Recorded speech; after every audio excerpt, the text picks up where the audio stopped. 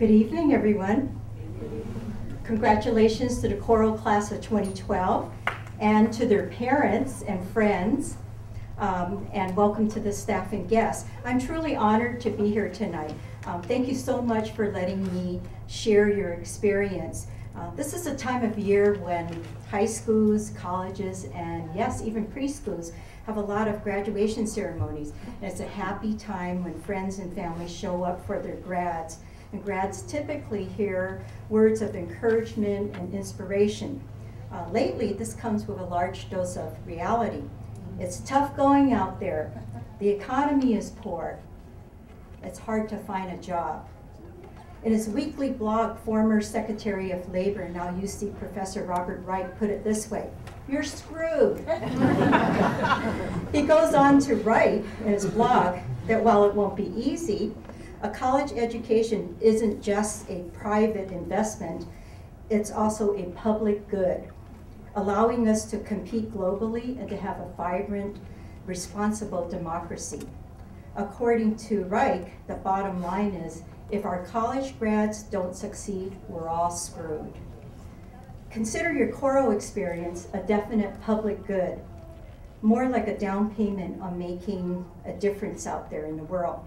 Coro SF has made an investment in your future, in effective and ethical leadership through the class of 2012. Now it's up to you to carry it through. You've just completed an amazing year and are about to follow a new path, whether it's law school, grad school, the workforce, or somewhere else. As Coro graduates, the opportunity to make a meaningful and positive difference is yours. You already started on this path the second you entered the Coro doors by applying for the program and making it through many rings of fire. Congratulations, you earned it. Now don't squander your opportunity, because there's so much work to be done out there, and your energy, creativity, and good ideas are absolutely needed. You know, growing up, I was never quite good enough. By that I mean I wasn't quite the well-behaved child that conformed to the norm. I knew I wasn't a bad person. I just wasn't someone who, I was just someone who ventured off the normal path from time to time. And the world was a very different place when I was growing up here in San Francisco, my hometown. The economy was okay. We baby boomers were all over the place.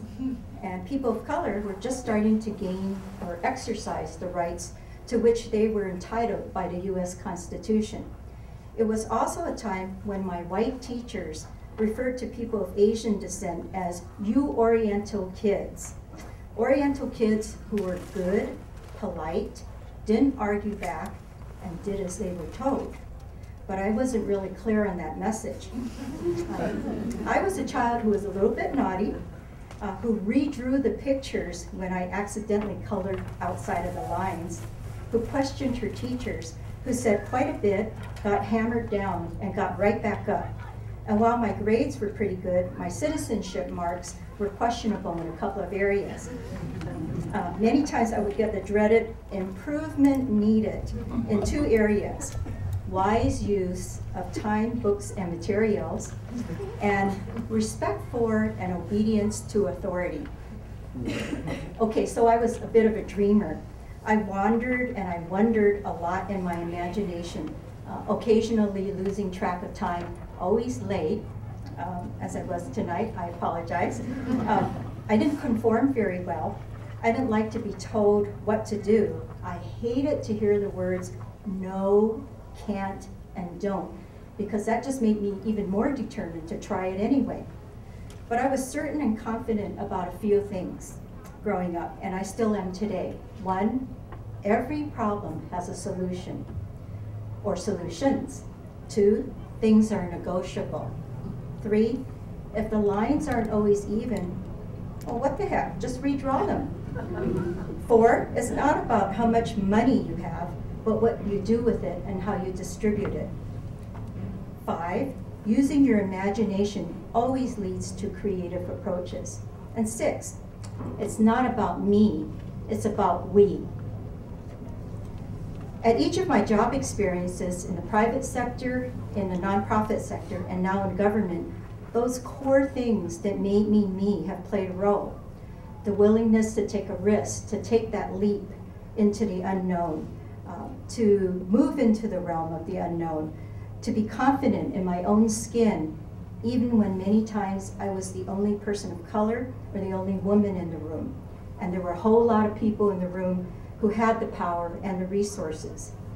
My Coro experience gave me the confidence to work with others who have different perspectives, different backgrounds, cultures, and experiences. Our common link was a desire to make a positive difference and a recognition that we could never do it alone. Remember, Coro people are a very different breed. They don't worry about the 50 reasons why you can't do something. They just focus on how something can be done. Today, the Office of Civic Engagement and Immigrant Affairs, where I work, works with many populations in the city who are vulnerable, at risk, poor, monolingual, and even undocumented. I still get told quite a bit, actually, that we can't do something, or that the answer is no, or that there's no money, because I work in local government. Some real-world lessons that I have learned so far are, the world is not fair. People who make the rules don't always care about the people who have to follow them. So graduates, when you get to make the rules, please make sure that you think about the impact this will have on others. Just because someone is poor doesn't mean she's powerless or without a voice. People with resources and power don't always want to share. So as you acquire your resources and power, think about how that can be shared and expanded to make the whole world stronger. Not everyone is selfish or bad. You need to recognize your partners and allies and to leverage each other's strengths and talents to get the work done. Don't waste time and resources, time, books, and materials. Invest your time in things that really matter. And never let a lack of money get in the way of executing a good idea.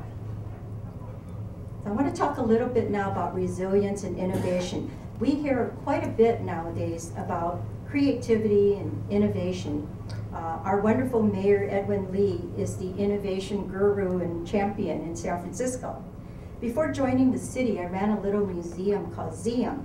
It's a cool arts and tech museum for kids that encourages kids to express themselves creatively without boundaries, using animation, music, live performance, and visual art. And at Zeum, we thought quite a bit about motivation. What motivates imagination, creativity, innovation, collaboration, results that matter, and good products? What sparks thinking outside of the box? What encourages people and gives them courage to redraw the lines? So think about what motivates you to do your very best, your creative best, as you move forward on your next journey. Along the way, don't get discouraged if you make a few mistakes. Don't let a roadblock or two get in the way or derail you. Have courage. There's a scene in Tim Burton's film version of Alice in Wonderland where Alice is reluctant to help the beings in Wonderland, and the Mad Hatter says to her, "You used to be much more muchier. You've lost your muchness." You know, your chutzpah, your moxie, your guts, your nerve, your core, your chi. So don't lose your muchness. Never give up. Hearing the words no, can't, and don't should make you even more determined to make a positive difference in every way, every day, little ways and big ways. It is the resourcefulness and the human spirit that drive us when the going gets tough, when the odds are against us, when it doesn't look so good out there. There was an article in the paper last week, I think it was the May 24th San Francisco Chronicle. It was an article about the Dandora Municipal Dump Site in Nairobi, Kenya. Dandora is a 30-acre garbage dump that is a source of friction, and it's soon to be relocated. It's also a huge toxic dump. Emissions kill hundreds of children there every year. But it also is a lifeline for the poorest of the poor, for about 6,000 scavengers who root through the rotting waste of others to feed their children and to search for metal, rubber, glass, and anything else they can get their hands on and sell. The article mentions one mother of 6 who eats and feeds her children from the spoiled food from the dump. She and her family, including 5 of her young children, work the dumps every day to pay for basics. They make less than $2.50 a day under horrible, toxic, dangerous conditions. But the mother says she must persevere. Now think about yourselves as very privileged, talented, educated, and highly trained individuals who live in this great nation. You have the power and the tools to make the difference and make the world a better place for others. You don't have a moment to waste. But along the way, don't forget to dream and to let your imagination fly. Don't get caught up in the righteousness of the oppressed or the oppressors. Create and dream without boundaries. Then develop the discipline to make those dreams reality. And along the way, don't forget to play a little, laugh and sing along the way, to find unbound joy in your work. And don't be embarrassed if once in a while you make a mistake or do something totally goofy. So I heard you earlier talk about your Coro judging day. I guess that was a pretty memorable day for you. Not only stressful, but memorable. And of course, who would forget the first experience? You're told to bring something of significance, an object of significance. You walk into the room, there's 100 people staring at you, and you have 1 minute to talk about it. Before you get started, somebody says, "Time's up." That happened to quite a few, and I was one of those scrutinizing judges sitting in the audience, as Alejandra puts it. So today I brought something to share with you. This is my object. So my office staffs the Immigrant Rights Commission, and we have regular meetings with our commissioners. And a couple of weeks ago, Professor Bill Ong-Hing, who's a nationally renowned legal scholar, he's an author and an immigration expert, arrived early to run his first meeting as the new chair of the commission. And the conference room is connected, as you fellows know, is connected to my office. So I thought I'd just pop in and say hello to him, forgetting that earlier I had tried to fix a little hair malfunction. So without skipping a beat, Professor Hing said, "Hi, Adrienne. By the way, there's a purple curler in your hair." So here's my significant object, a little purple curler. It's a reminder to myself that when I get so caught up in my work, rushing around to try to get 10 things done all at once, I might just overlook a few things. So congratulations to all of you. This is a wonderful occasion. It's a major accomplishment, and I'm sure even more satisfying than that day more than a year ago when you made it through the Coro Fellows Judging Day. And thank you again for allowing me to join you tonight. This is just a wonderful celebration of your accomplishments. Enjoy your family and friends. And in the Coro tradition, I have one last word for you tonight. The word is yes. Thank you very much.